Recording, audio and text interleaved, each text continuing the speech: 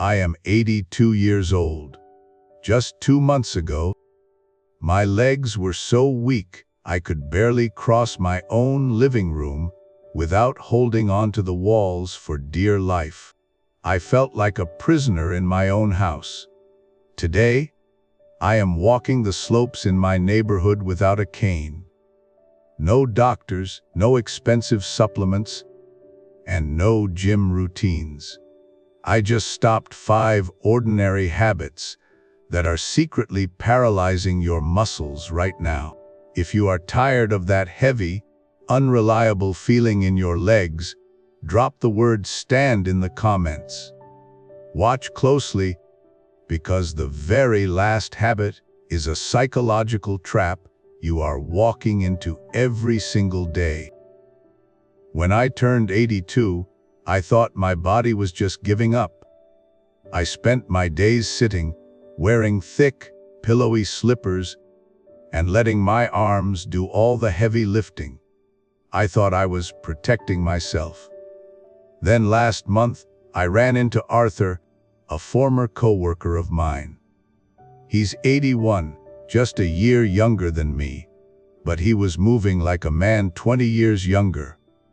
No cane, no limping, just solid on his feet. I asked him his secret, expecting a list of pills or exercises. He just smiled and said, "I didn't add anything, Henry. I just stopped 5 daily habits that were making my body lazy." That conversation woke me up.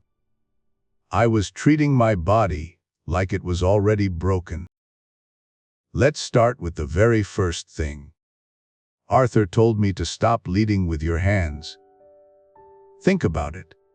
Every single time you go to sit down, you reach for that armrest before your legs even try. When you stand up, you push off the table, the car door, or the grab bar. You think you're just being careful. But here is the reality check. You are firing your leg muscles from their job.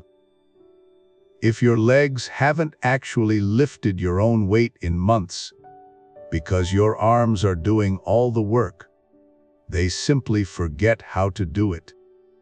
Every time you cheat with your hands, you sign away a piece of your independence. Stop letting your arms take over. Pause for 2 seconds, keep your hands on your lap, and force your legs to carry you. The second habit Arthur warned me about was long, unbroken sitting. Look, when you're 82, sitting in a cozy chair for 2 or 3 hours watching the news feels good. But biologically, it is bad for your mobility. When you sit that long without moving, your brain simply turns off the power to your leg muscles. The blood stays down there, and the muscles go to sleep. Then, when you finally stand up, your legs are confused, heavy, and shaking. Arthur's rule was simple. Break the cycle every 40 minutes. You don't need to exercise. Just stand up, walk to the kitchen for a glass of water, or look out the window for 2 minutes. That's it. By breaking that sitting habit, you keep your legs awake. True freedom is keeping your body ready for life, one small break at a time. The third thing Arthur told me to stop was wearing thick, soft shoes around the house. Look, when you get older, you think you need all the cushion and arch support you can buy to protect your feet. But Arthur explained it to me simply. Those soft shoes are doing all the work for you. When your feet are wrapped in pillows all day, the tiny muscles in your soles basically go on vacation. They stop gripping, stop balancing, and get incredibly weak. And weak feet mean weak legs. I immediately switched to thin canvas shoes or just socks inside the house. The first week, my feet actually ached a little. but that just meant they were finally waking up. Stop giving your feet a free ride. Let them feel the ground again, and they will give you back your balance. The fourth thing Arthur told me to stop doing was avoiding slopes and uneven ground. Let's be honest, when you're 82, if you see a slight hill, a grassy path, or a bumpy sidewalk, your instinct is to go around it. You choose the flat, smooth concrete because you want to be safe. But Arthur made me realize that by protecting my legs from every little bump, I was actually training them to be useless.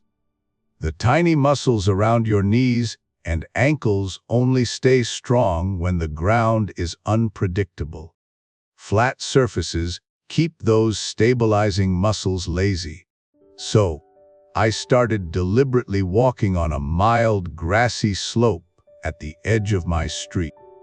The first week was hard, but by week 3, my legs felt more responsive and awake than they had in years. Stop running away from the hills. They aren't your enemy, they are your playground. Finally, the last habit Arthur told me to stop was a psychological trap staring down at your feet whenever you walk. Look, when your legs feel weak, your natural instinct is to glue your eyes to the ground. You watch every crack in the pavement because you are terrified of tripping. But here is what Arthur made me realize. When you look down, you shift your body weight forward, you round your shoulders, and you actually destroy your natural balance. Your brain stops trusting your feet to do their job, and you become even more clumsy. It's a prison of fear. The moment I started looking straight ahead, keeping my chin up, my posture corrected itself. My feet learned to just feel the ground without my eyes constantly checking them. Stop looking at your toes. Lift your head, look at the horizon, and trust your body to carry you forward. Stopping these 5 habits wasn't about trying to stay young forever. It was about reclaiming the independence that the modern world tried to steal from me under the guise of comfort. If you made it this far, it means your body and your mind are ready to wake up too. Don't let your legs forget how to carry your beautiful life. Put down the screens, stand up without using your hands, and go feel the ground beneath your feet. Thank you for sitting on the porch with me today. I'll see you in the next story.